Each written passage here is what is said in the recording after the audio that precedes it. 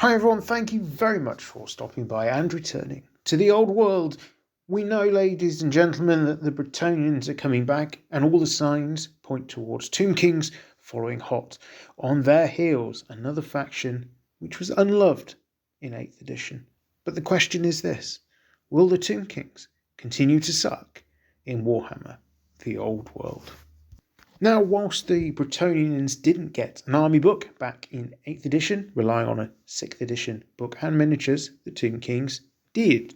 So far, so good. But this army book was very much an early release. And this is back in the days when Games Workshop didn't really do balance patches in the way that we've come to understand them more recently.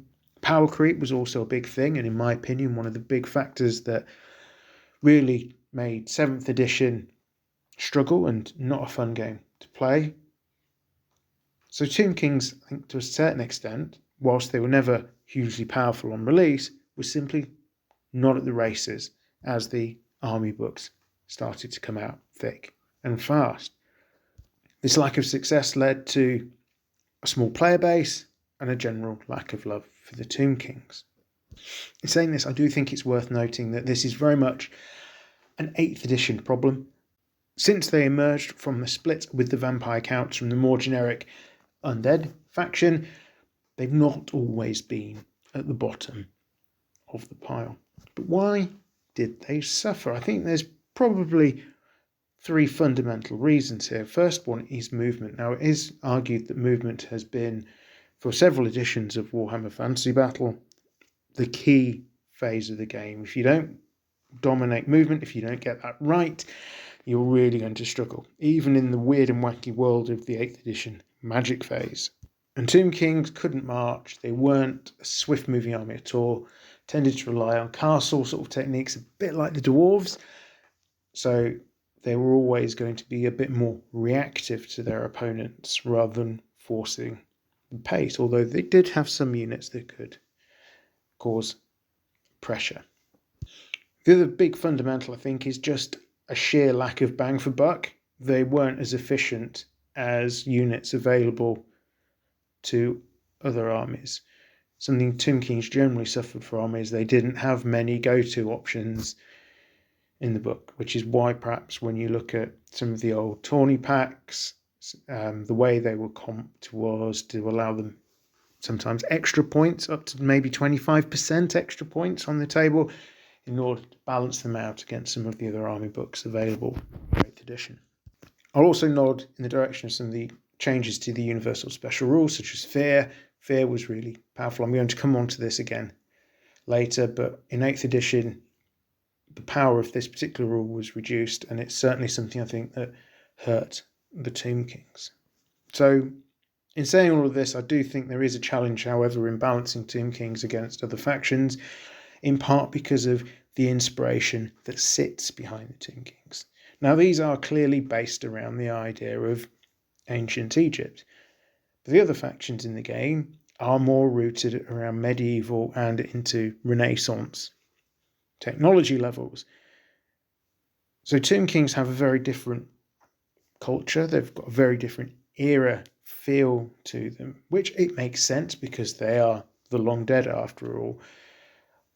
But I just think that very different tech level does mean it's going to be difficult to balance them against some of the other factions of the game. Now, all of this brings us to the question of, really, what do Tomb Kings need in order to be competitive? And by that I mean able to stand their ground on the field with the other factions we're expecting to see in Warhammer Old World, but also without being too dominant.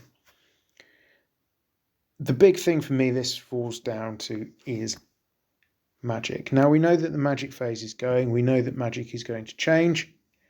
Personally, I think it'll feel a bit more like it does in Warhammer 40,000, with models maybe giving off auras of buffs and debuffs, with magic missile weapons effectively becoming guns in the shooting phase.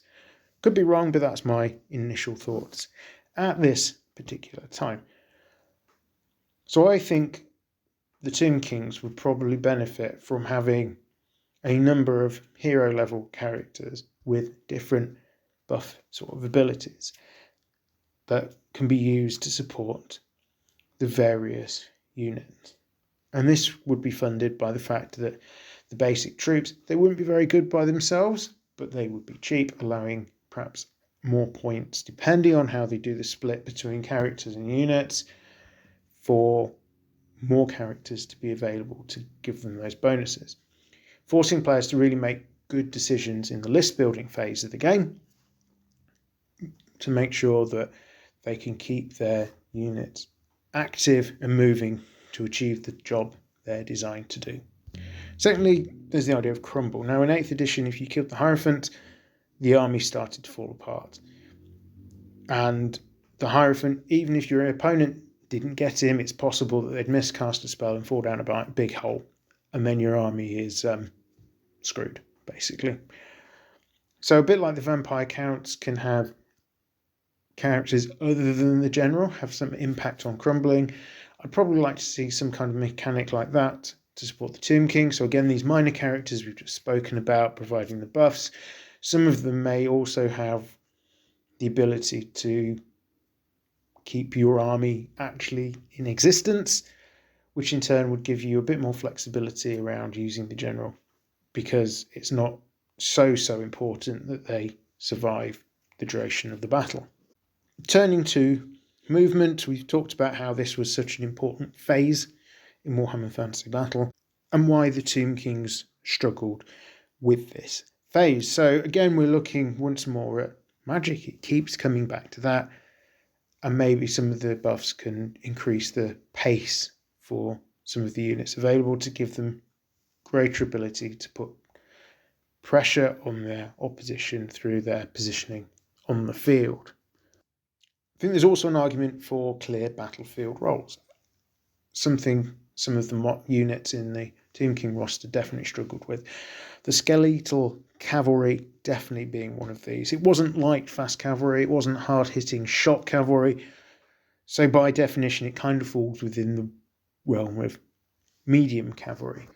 4+ armor save, kind of wants to get into combat but doesn't really have the hitting power or the durability once it gets there. Now, medium cavalry has existed probably almost as long as there's been a concept of cavalry. We see it in the Middle Ages, and we see it in the Napoleonic conflicts, the French dragoons, for example. But that tends to be medium cavalry by design. It's on the battlefield to provide a specific service, do a particular thing, generally in support of the heavier cavalry that's going crashing in, which I think the skeletal horsemen don't have that defined purpose as far as I'm aware. Now, no Tomb King video would be a Tomb King video without mentioning chariots, and in 8th edition, chariots, they were one of the core things you would always see in a Tomb King army. The lighter chariots in a column, led by normally a character on a chariot, crashing into the enemy line. Now that's all well and good, but it doesn't strike me as something you'd see from a light chariot.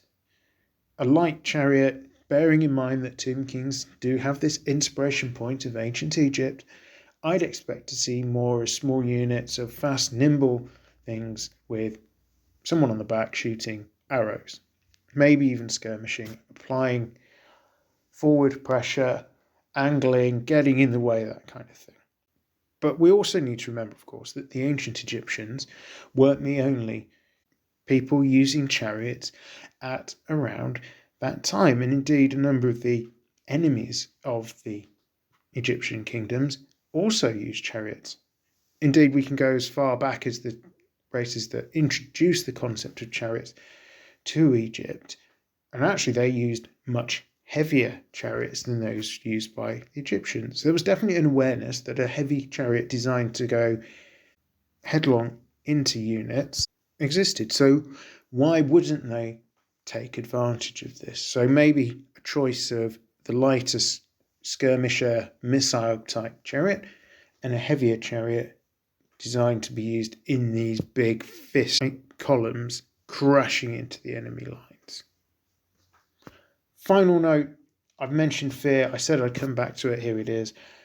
Fear in early editions was really powerful. If you lost a combat to a fear-causing enemy that outnumbered you, your unit was in big trouble and really likely to run away. This made fear-causing units, particularly ones that could put in a lot of numbers, like the vampire counts could, like the Tomb Kings could, absolutely terrifying to face because you had to be able to deal with that fear hit. When that got weakened, it took a big play away from these massed units. Now, I'm not saying go back to that original concept of fear because I think that was a little bit too strong. If you say you win a combat because you've got a choppy blender lord available, backed by massed ranks of skeletons doing diddly squat, it seems a bit much for enemy units just to break and flee and just be gone. I'm not sure exactly what the middle ground is here, but one I think needs to be found a little bit, just so that fear is a reasonable tool in the arsenal, but not an overwhelming choice. So let's go back to the original question. Tomb Kings, will they suck in Warhammer, the old world? I mean, the fundamental answer here is at this point in time, nobody knows. I think there's enough in the 8th edition model range with a couple of additions to really balance out the old weaknesses with a little bit of thought. And if Games Workshop do keep a close eye on what's going on in the old world and do deliver the sort of patches we're seeing for Age of Sigmar, for Warhammer 40,000, for example, there's no reason why the Tomb Kings can't get into that happy bracket of an around about 50% win rate. And obviously, the more factions that go into this bracket, the better. All that remains for me to say is thank you very much for listening to my thoughts on all things Tomb Kings. Do let me know if you think I've missed anything, if you've got any ideas yourself down in the comments below.